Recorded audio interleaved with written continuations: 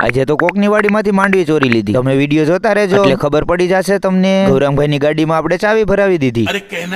હાલો તો મેં કીધું ગૌરાંગભાઈ હવે સ્થાન ગ્રહણ કરો ને. હું લેવાનું છે કઈ?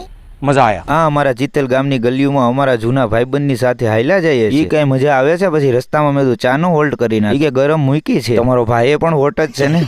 આવી ગયા છે રવજી કાકાની ની. ચા પીવી હોય તો કાકાની તો બહુ મસ્તી ની ખેંચી લીધી. બે ભાઈઓ ચાની ચુસ્કી હળવે હળવે. આવ્યા નિલેશભાઈ. મેં કોની વાડીએથી માંડવી ચોરી આવ્યા? કે ચોરી આવ્યા નથી, ભાઈબંધ ની વાડીએથી લઈ આવ્યા છીએ. મેં કીધું ખાઈ બતાવીએ. રાખી દીધી ગેસના બાટલાની ઉપર. એ કાંઈ રાખો ઓળાનો ભડકો કરી નાખો.